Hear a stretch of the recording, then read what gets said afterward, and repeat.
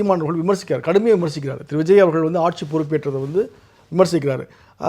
தமிழக வெற்றி கழகத்தைச் சேர்ந்தவர்கள் வந்து தற்கூரிகள் அப்படின்லாம் போன்ற பலதரப்பட்ட வார்த்தைகளால் விமர்சிக்கிறார். ஆட்சி பொறுப்பேற்றதை கூட அவரால் வந்து ஏற்றுக்க முடியல. இதில் எவ்வளோ பெரிய முரண்பாடு பாருங்க. அவர் கட்சி தொடங்குறதுக்கு முன்னே 16 முறை சந்தித்தாரே இல்லையா? ஒரு முறை இல்லை, இருமுறை இல்லை.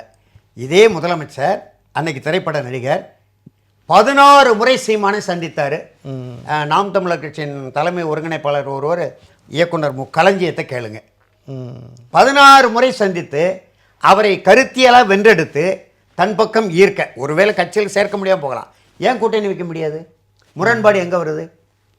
அவர் விக்கிரவாண்டில் மாநாடு, அவர் வந்து திராவிடமும் தமிழ் தேசியம் 2 கண்கள் அப்படின்றாரு. இப்போ ஆனால் வந்து இவர் வந்து அதெல்லாம் எப்படி இருக்க முடியும்? ரெண்டுமே எப்படி ஒரே இடத்துல? அது அவர் கட்சி தொடங்கின பிறகு தான் சொல்கிறாரு. 16 முறை சந்திக்கும் போது ஒரே பார்வை தான்னு ஏன் இவரால் அவர்கிட்ட உறுதிப்படுத்த முடியல இல்லையா? ஒரு முறை 2 முறை அவர் விரும்பல, திரு விஜய் அவர்கள் விரும்பல. அவர் வந்து 2ஐயும் சேர்த்து கொண்டு போகணும். இல்லை, இவர் திரு சீமான் அவர்களை வந்து கூட்டணி இணைப்பதற்கு அவர் முயற்சி பண்ணல, விரும்பல. அவர் விரும்பல. ஆனால் இவர் ஏன் சந்திச்சார் 16 முறை? கட்சி தொடங்குற நோக்கத்தில் தானே. இவருடைய கருத்துக்களை கேட்கறதுக்கு, கட்சியை எப்படி கட்டமைப்பது, எப்படி கட்சியை வழி நடத்துவது, தொண்டர்களை எப்படி ஊக்கப்படுத்துவது, ஆக்கப்படுத்துவது, அரசியல் என்ன நிலைப்பாடு எடுப்பது என்ற எந்த கொள்கையை கையாண்டா மக்கள்கிட்ட எளிதாக எல்லாமே கேட்குறாருல.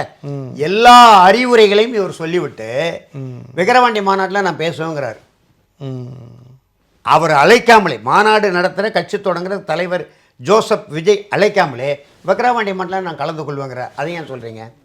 அப்புறம் அவர் அழைக்கவில்லைன்னு தெரிஞ்ச உடனே யாரையும் அழைக்கக்கூடாதுங்கிறார். முரண்பாடா இல்லையா? அவர் யாரை அழைப்பார், யார் அழைக்க மாட்டார் என்பது அவருடைய உரிமை. யாரையும் அழைக்கக்கூடாதுன்னு உத்தரவு போடுவதற்கு இவர் யார்? எவ்வளோ பெரிய முரண்பாடு. அப்புறம் மாநாடு போட்ட பிறகு தம்பி தம்பி தம்பி தம்பி தோள் கொடுக்க வரார், துணை நிற்க வரார், நாங்கள் 2 பேரும் கூட்டணி வைக்க போகிறோம், நான் முதலமைச்சர் வேட்பாளர், அவர் துணை முதலமைச்சர் வேட்பாளர்லாம் சொல்லிட்டு அப்புறம் சாலையின் அந்த பக்கம் நின்று இந்த பக்கம் நின்று இடையில நின்று அடிபட்டு செத்து போகாதாங்க. இப்படியெல்லாம் பேசலாமா? பகைவனாக இருந்தால் கூட நேருக்கு நேர் வைத்து பார்ப்பதான் தமிழர் மரபு. ஒரு தம்பி தம்பின்னு சொல்லிட்டு தம்பியை செத்து போகணும்னு சொல்லலாம். எவ்வளோ பெரிய கடுமையான சொல்லு.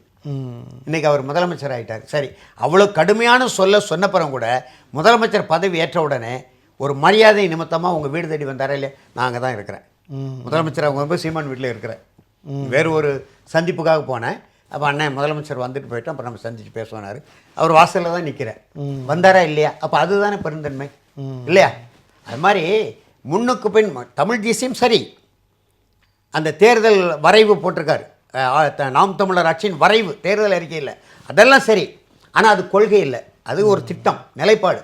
ஆனால் முன்னுக்கு பின் முரண்பாடாக பேசுவது, கொள்கைகளை குழப்புவது, மறைந்த தலைவர்கள் மீது தேவையற்ற விமர்சனங்கள் முன்வைத்து சர்ச்சைக்குள்ளாக்குவது. இப்போ தனிக்கட்சி அங்கீகாரத்தை கூட மக்கள் கொடுத்துருக்காங்க இல்லையா? கொடுத்துட்டாங்கல்ல. தேர்தல் ஆணையம் 8 விழுக்காடு மேலே வாங்கினாரு. இப்போ 4 விழுக்காடை வந்து சரிஞ்சிருச்சு. அந்த 4 விழுக்காடு வாக்காளர்கள், இளைஞர்கள் எல்லாமே வந்து தாவேக்காக்கு போயிட்டாங்களா? சீமான் கட்சியிலிருந்து தாவேக்கா தொடங்குவதற்கு முன்பே சீமான்ட்ட சொன்னேன், ஏன் நீங்கள் அவரை சந்தித்து பேசுறீங்க? அவரை சந்திக்க வேண்டிய தேவை என்ன? இப்போ மக்கள் தலைவர் எம்ஜிஆர் இருந்தார், 22 ஆண்டுகளும் திராவிட முன்னேற்ற கழகத்தில் இருந்தார்.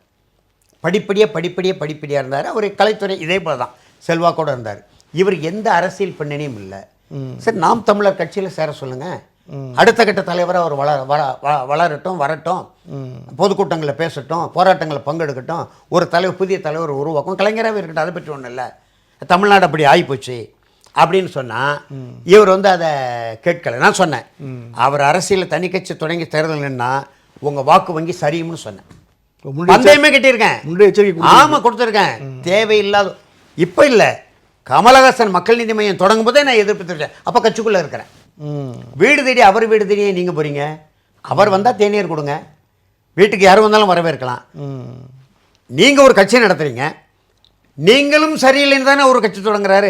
இப்போ மண்ணின் மைந்தார் எங்கள் மாவட்டத்துக்காரு, அப்போ உங்கள் கூட சேர வேண்டியதானே, உங்களுக்கு வழிகாட்டலாம் தானே. அப்போ நீங்களும் சரியில்லைன்னு அவர் கட்சி தொடங்கும் போது அவரை போய் நீங்கள் ஏன் வளர்த்துறீங்க வீட்டில் அப்படின்னு நான் ஒரு கருத்தை வச்சேன். அப்போவே என்னை உரங்கட்டுற மாதிரி ஒரு நிலை எடுத்தாங்க. அவர்கிட்ட கேட்டேன், எல்லா தலைவர்களும் போய் பார்த்தார் கமலஹாசன், மறுப்பதற்கு இல்லை. ஐயா பழனிடமரனை ஏன் போய் பார்க்கல? நல்லக்கண்ணையெல்லாம் போய் பார்த்தார். இந்திய கம்யூனிஸ்ட் கட்சி முதுபெரும் தலைவர் நல்லக்கண்ணை கமலஹாசன் போய் பார்த்தார், பல்வேறு தலைவர்களை பார்த்தார். அதுபோல் நான் சீமான் வீட்டுக்கு வரேன்னா இவர் அங்கே போயிட்டார். பழனிடமரனை அவனை ஏன் போய் கமலஹாசன் பார்க்கல? 2 முறை பார்க்க வந்தார் ராஜ்குமார் கடத்தல் விவகாரத்தில், வீரப்பன் விவகாரத்தில். அன்றைக்கு பல நெடுமாற வீடு மயிலாப்பூரில் இருக்குது கமல்ஹாசனுக்கு தெரிஞ்சது. அவர் ஒரு மூத்த தலைவர் தானே.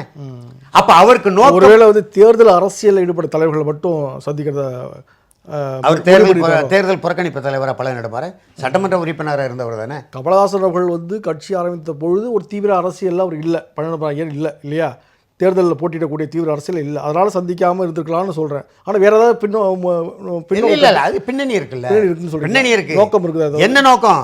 சீமானுடைய அரசியலுக்கு முட்டுக்கட்டை போடணும், அந்த வாக்கு வங்கியை சரிக்கணும், அந்த நோக்கம் பின்னணி. அதில் ஆளும் வர்க்கங்கள் இருக்குது, பல்வேறு ஆற்றல்கள் அதில் இருக்காங்க. அதை நான் முன்கூட்டி அறிந்து சொல்கிறேன். இப்போ உதாரணத்துக்கு இன்னொன்று சொல்கிறேனே, இந்த கரும்பு விவசாய சின்னம் வந்ததில்ல, அந்த சின்னம் முடங்க போகுதுன்னு 2 மாதத்துக்கு முன்பே நான் சொல்கிறேன்.